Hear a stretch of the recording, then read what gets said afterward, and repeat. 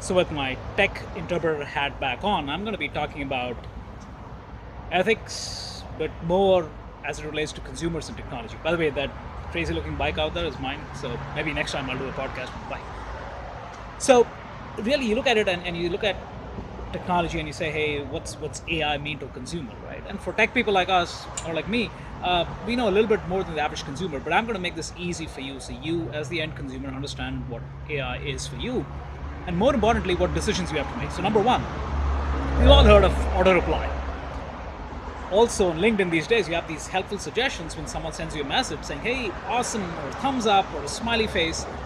Those are all AI at work, making life easy for you so you really don't have to type the whole thing out. Now, what if instead of auto reply, you have auto create and auto send? So for me, I haven't talked to, let's say, Sandy in 3 months, and I get this magical curated email that shows up saying, hey, draft form, we created the whole thing for you, just hit send, all's good. Except if Sandy realizes it's not me, but it's this virtual assistant or digital assistant which has created that, how would she feel? Number one. Number two, this happened to me, so it's very personal. So I like speaking gigs, right? But I put in a proposal for a speaking gig, and the convener reached out to me and said, by the way, that's really the car just zooming past the roads. Apologize for the noise.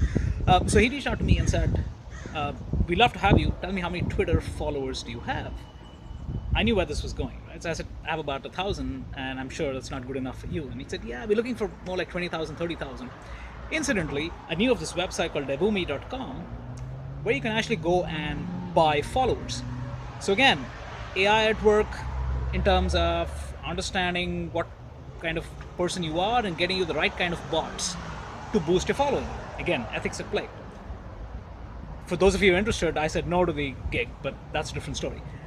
And the third thing, which is pushing AI to even further from boundary perspective, is let's say the bot comes out to you and say, you know what, here is this highly inflammatory message that you can send out.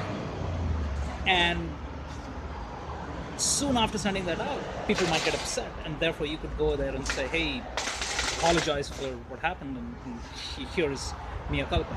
So, and it might sound strange, but just look at what happened to Samantha Bee and Ivanka Trump. Now that was Samantha talking apparently, and then she fell on her sword and said, hey, it's not me, or rather it was me, so I'm sorry. But what if you have this institutionalized where you could actually have a bot tell you, you know what, this time and place, here is this right red hot tweet that you could send.